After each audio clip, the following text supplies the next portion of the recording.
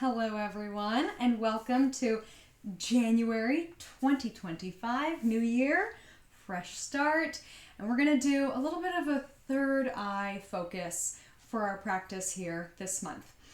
My thinking around January, we're in the depths of winter here in the Northern Hemisphere, and I think that we are in darkness, right?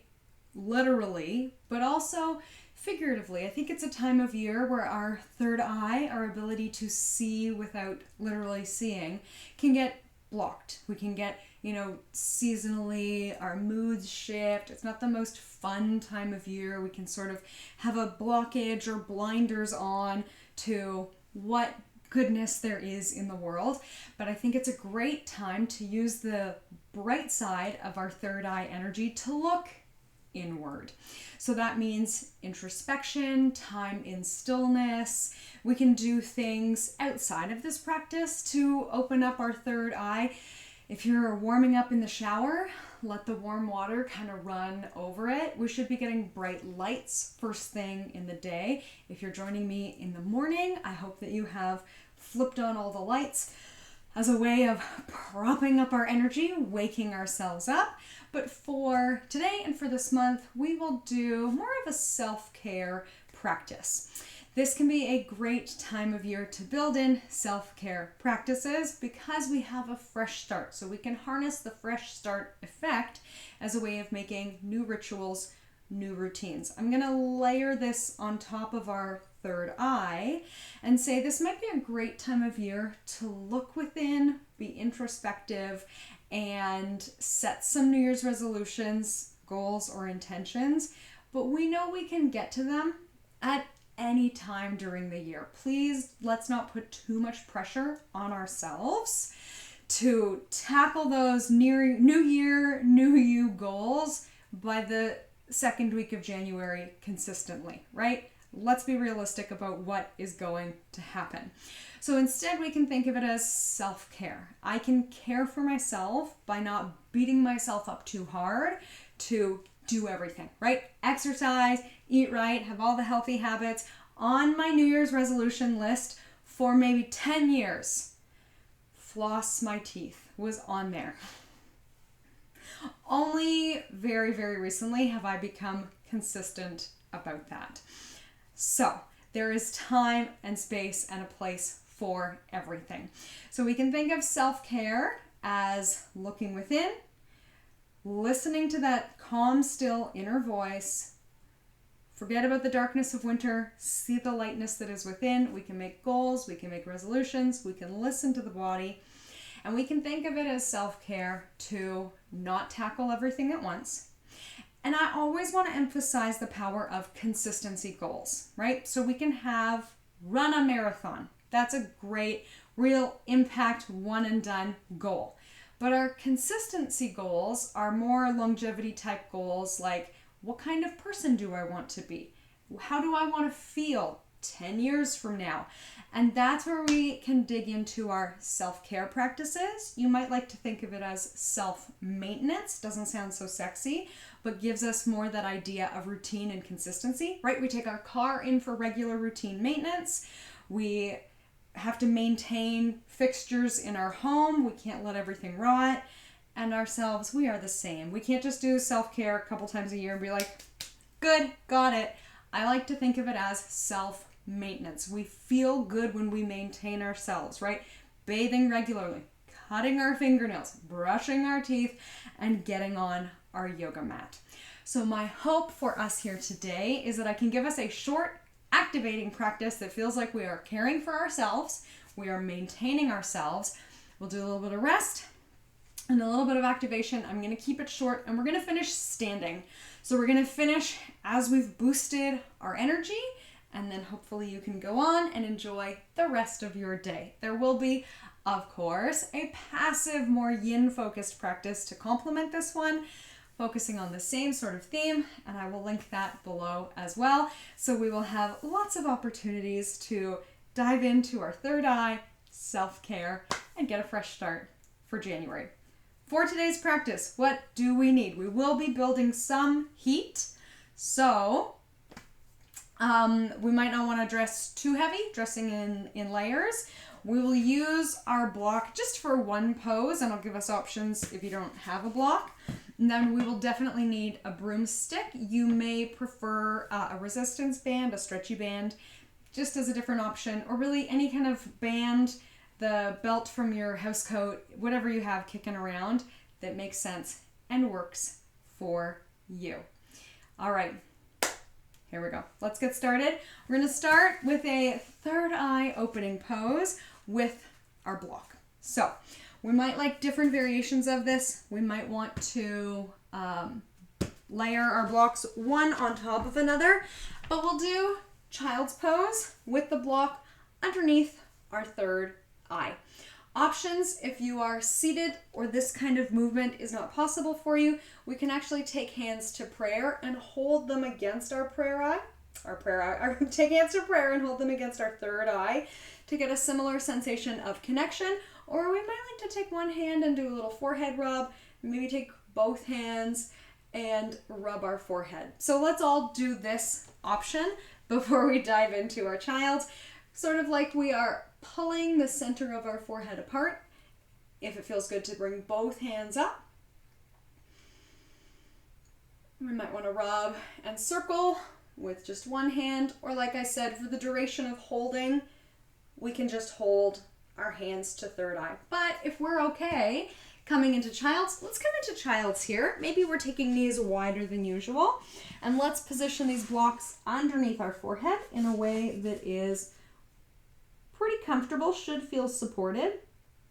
And you might be happy higher or lower.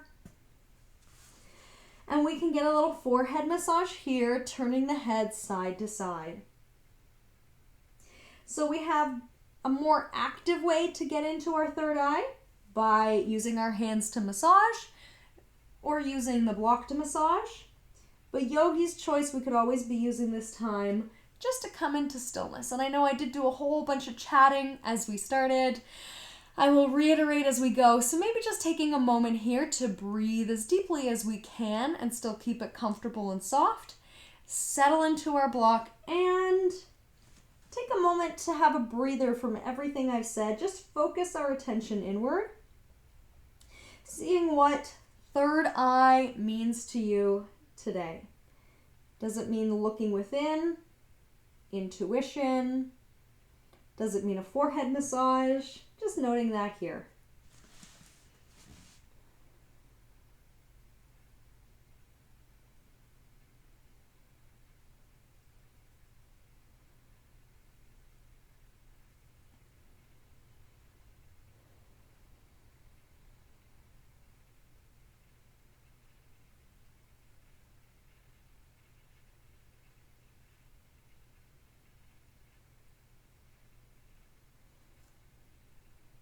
We'll do one more full breath in, long breath out. And we'll ready ourselves for movement. So we are actually done with our blocks for the practice. That was it. And let's get into some movement here. We can do a seated cat and cow if you would like, just sitting. Otherwise, if we're okay on all fours, let's come onto all fours, spreading fingers wide, strong through the upper body. And instead of our regular cat and cow, which is still fine, we might want to add a gate leg. So I'll show you from the front. If we're kicking out our right leg, our right foot is flat on the mat, and then we go through our typical cat and cow from here. But I like to add this in because often at this time of year, we're wearing heavy, clunky boots and maybe not getting the same sort of ankle mobility that we would be getting in the summer. So it's a nice way to get a stretch for the outside of the ankle and the foot. Maybe we're thinking third eye and we're lifting our eyebrows to the sky in our cow pose. And we can be gently closing the eyes in cat or looking towards the belly button. Let's pause for a moment in cow, opening our hearts. and we'll bring it to the other side. And it is optional, right? We could be just seated. We could be on all fours doing cat and cow. And if you want to join me with the gate leg, we can. For less stretch sensation with this gate leg out, we're going to put it further back. That might be more accessible. And for more sensation, we put it further up. And again, let's practice our third eye powers. Can we look within, sensing how this variation feels? Asking ourselves, does this feel beneficial for me? How can I do it listening to my body and responding in a way that would be even better? Right, so I just make suggestions, but you are your own ultimate teacher.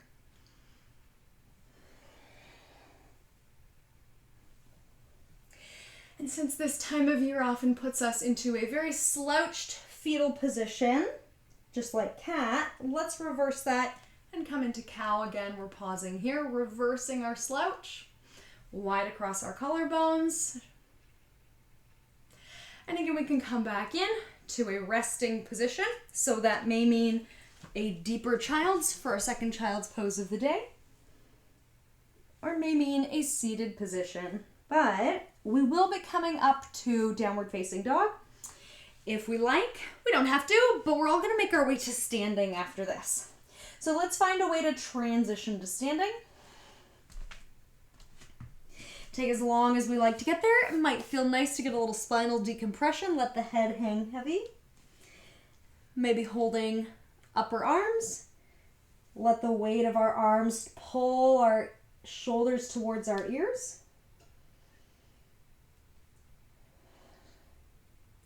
And eventually we'll all meet up in a standing position. Oh. And then once we're standing, taking a moment to shake it out, do whatever we feel we need to do at this point in time to come back to neutral. If we had our shoulders squeezed up towards our ears, it might feel nice to drop them down. Often we get stuck in this kind of position in the winter, right? So we maybe want to come into this cold position and then open out. So instead of our usual circle sweeps, let's actually bring our hands into heart center. We could think cold and then open up and out into cactus arms. Inhaling up through center and then opening up and out. And I know in yoga we do a lot of circle sweeps in the opposite direction, but actually for some of my participants, they find this so much more comfortable for their shoulders to come up through the center. So again, listening to our inner voice, looking within. If this is your preferred variation, feels better for your shoulders, we never have to circle sweep the other way. All right, we'll come back through to a standing mountain. Again, maybe we're dropping shoulders down into our back pockets. And let's do a little Qigong inspired movement. So we're going to inhale the hands up to our heart and then exhale, bend our knees. And usually I save Qigong for the summer or any of my Tai Chi stuff for the summer because it's, as you can see, lower intensity. So when it's like really cooking, you know those days where it is so hot as soon as the sun rises, that's when we'll do this kind of movement. But the idea is in the summer that we stay consistent.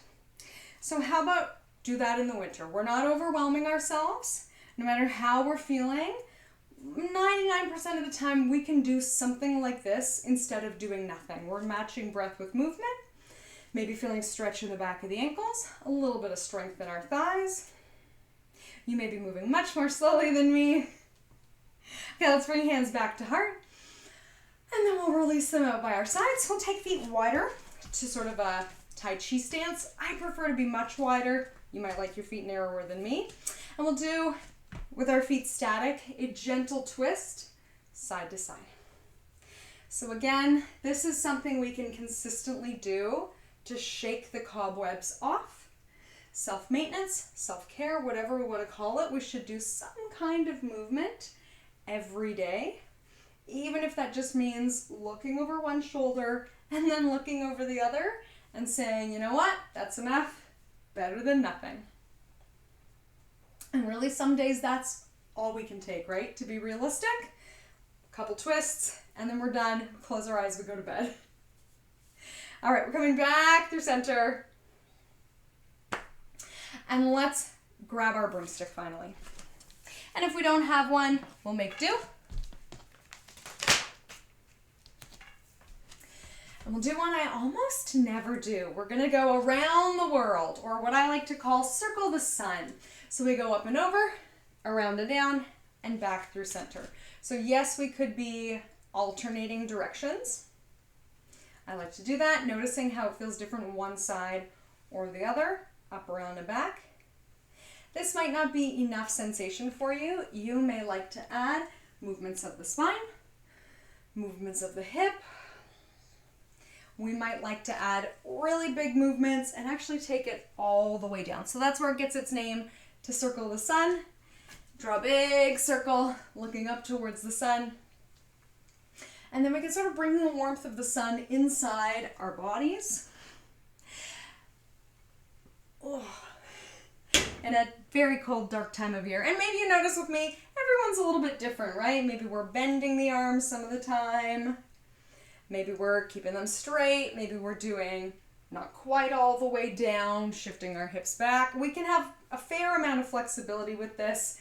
As long as we're moving, we're opening up. We could use that power of listening inwards instead of following me. Notice how you feel. Maybe there's a spot in this circle of the sun that feels really tight, and you want to get into that tight spot and spend a bit more time there. That is fine. And wherever we are, let's do at least a few more rounds of breath here. Maybe we're finding that we want to circle all the way in one direction a couple times and then all the way in another direction a couple times. Careful we're not slumping or slouching. We're keeping our spine tall even as we're moving our arms and bodies in different directions. Whatever you're working on, let's finish it off. We'll bring it back through center.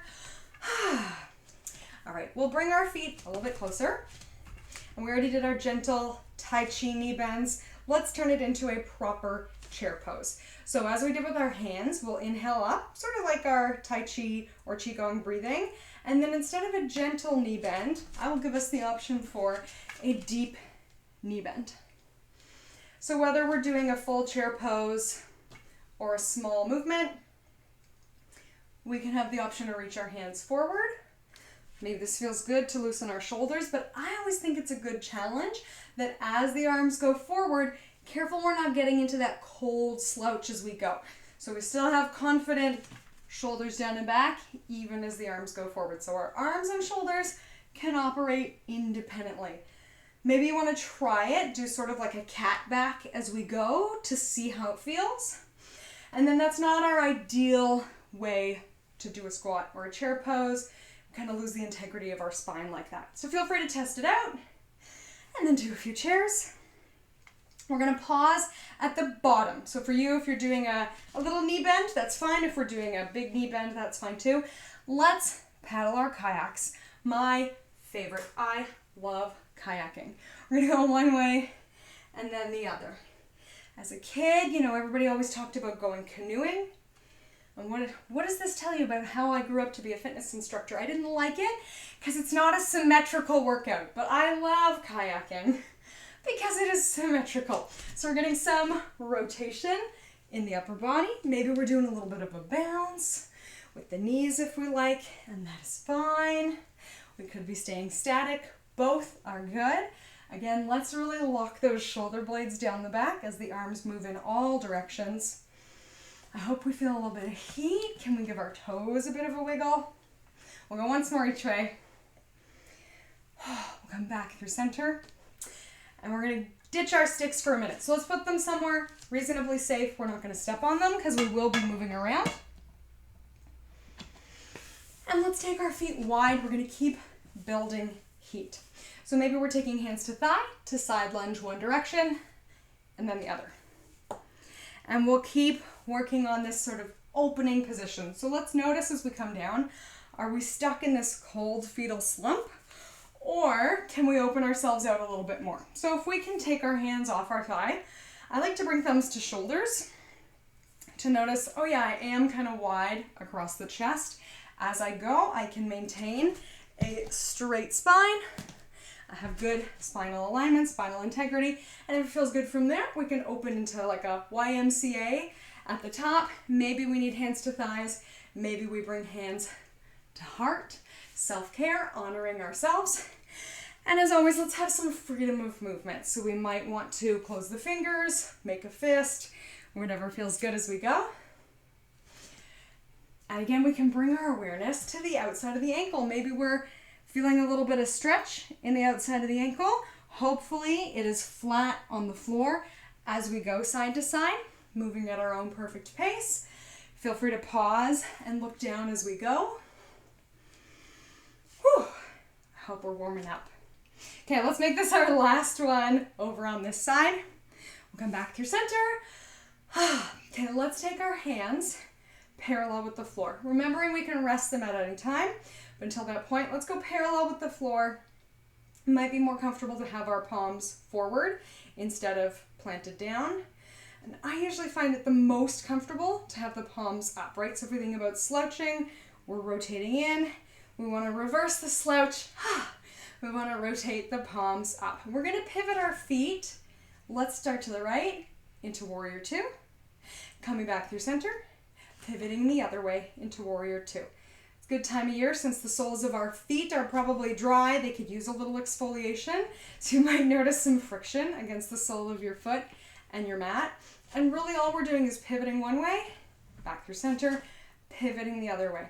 So you see nothing happens in my upper body. This is a yoga teacher pet peeve. In warrior two, the heart faces forward. It doesn't follow the foot. Are you gonna hurt yourself? No. But body awareness wise, we keep the heart pointed forward. Okay, what are we doing? Let's inhale, arms up and over, and then back down.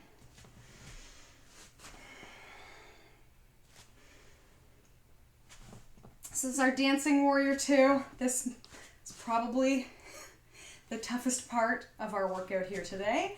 Building heat in the legs, coordination for our brains. Maybe we're even feeling that our arms are getting tired. Can we shift our perspective and say, ooh, good, I'm working hard. That means my body is growing. My muscles are growing. I'm getting stronger, getting more mobile. Let's go once more each way. And even with that fresh perspective, we won't be here all day. Okay, speaking of perspective, let's take our hands in behind our backs and we'll do one of my favorite yoga poses. We'll do bat pose. So we're gonna reach back like we have wings, and let's give ourselves a fresh perspective here. Let's fly forward. Hopefully we're limber at this point. We don't have to go too far forward. Sometimes that's gonna give us a head rash. And let's come all the way back up. We can bring our hands into center. And let's walk the feet together. We'll do one more thing to boost our energy, and then we'll bring it down. Let's bounce the heels. So we're gonna shake off the tough work that we did. Technically that, since it's the most muscularly demanding, it's the most stressful part of the workout. We can shake our shoulders, we can shake our heels. You might like to do quite a big movement. I don't do too much because the microphone picks up the bouncing. And I want it to be a little bit more quiet, but we know exercise is a good stress, right? But we also need to be able to relieve that stress. So we can do it with bouncing, we can do it with shaking the head out. Sometimes it feels really nice to shake the hands. We let that stress go. And yes, you can do this at any moment. In fact, I recommend doing this after any kind of stressful meeting, phone call, doctor's appointment, seeing all the dangerous driving there is on the roads these days. I highly recommend shaking it off as soon as you can afterwards to remove that negative charge. Okay, let's do some balance to bring our heart rate down. And I say it again, let's start stepping to the right. We'll step over and find balance on one leg. And again, let's use this power of looking inward. Balancing on one foot is inherently dangerous, right? It holds a certain level of, I hope for us, manageable danger, right? So we could be simply shifting side to side and tapping. We could be doing a very gentle tap. Some of my students have a lot of issues with feeling in their feet and they feel better planting the foot. Totally cool. We want to be safe, we want to be reasonable, we don't want to be ridiculous, right? But if we feel good, we can start to lift the knee up. We could take a bigger step. We can layer on our breath. So we might feel natural that we want to inhale as we lift and exhale as we switch.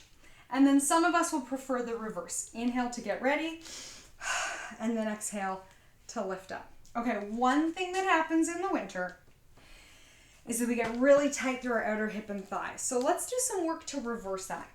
If we can cross the heel over, and keep in mind if balance is limited, we could always, here I am even falling over. If balance is limited, we could cross in front and tap. We don't have to lift. But if we can lift up into a variation of a standing pigeon, let's do it. So we do some strength for the inner thigh and some stretch for the outer thigh. And I like doing this kind of balance and mobility at this time of year. Everything is a workout at this time of year, right?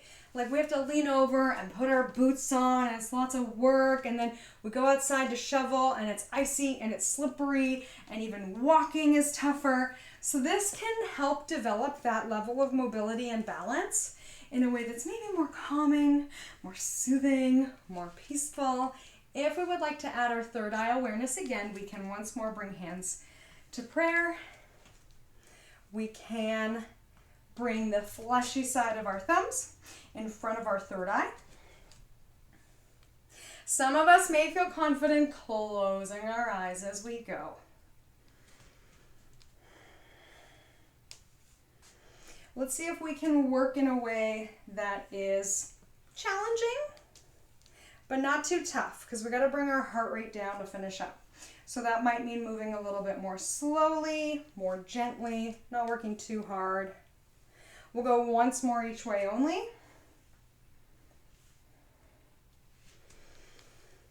And then let's plant the feet back through center.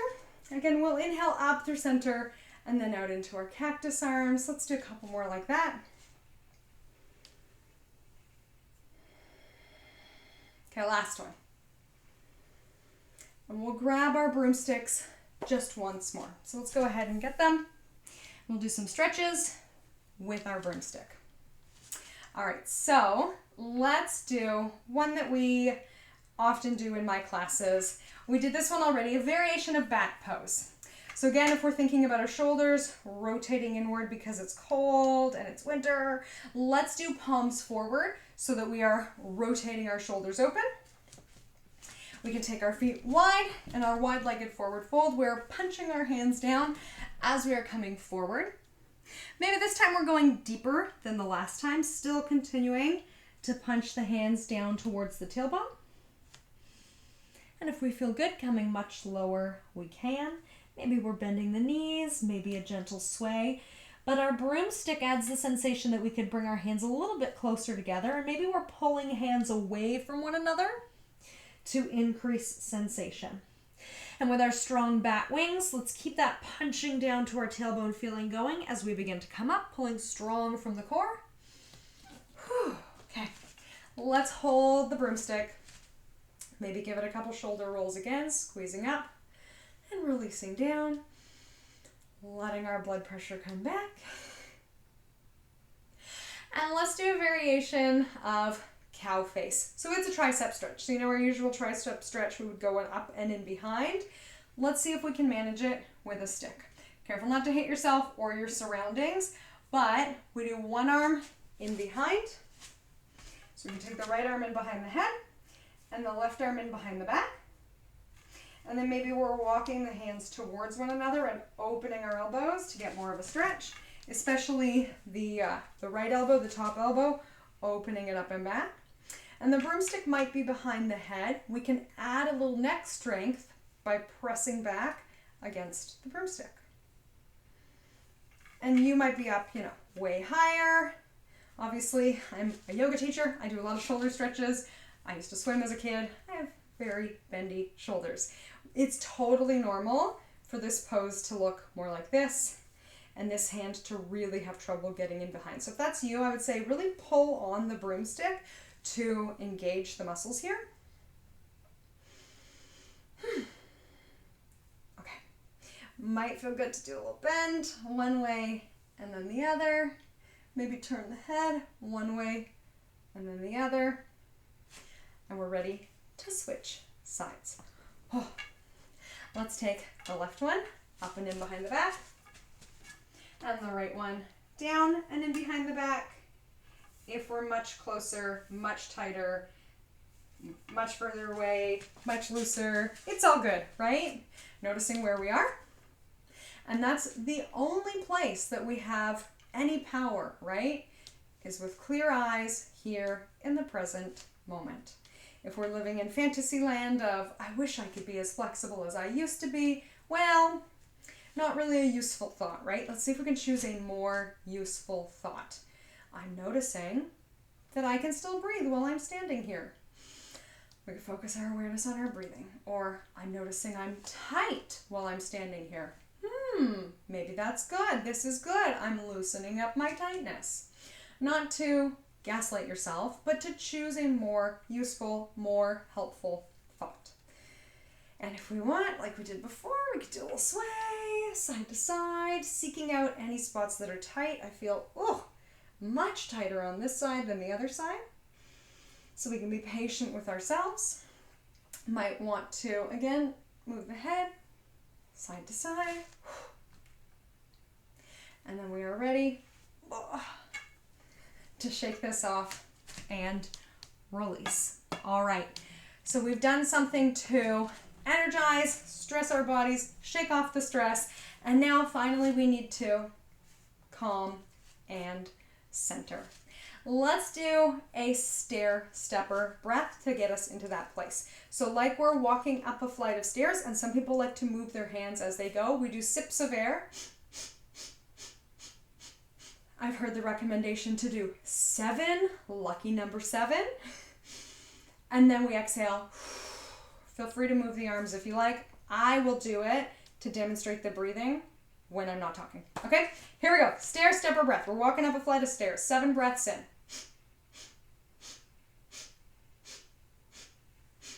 And then we exhale from the nose or mouth. Let's keep going.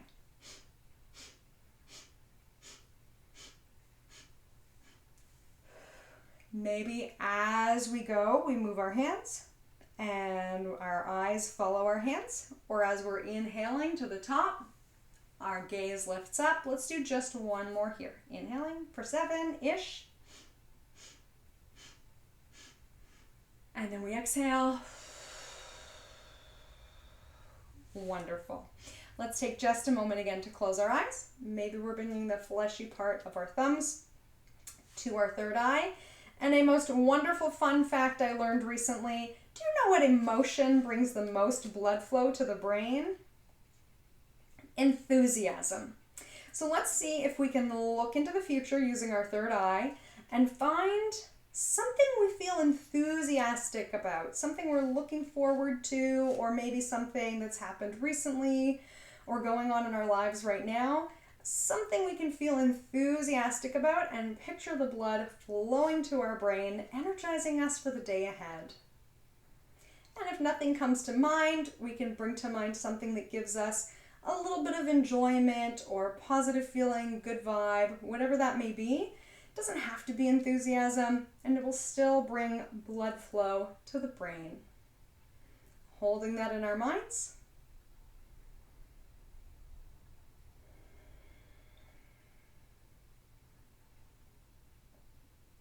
And when we're ready, we can let this go. Whew, a lot of arm work today. And we're ready to move on with our day. Thank you so much for joining me. Namaste.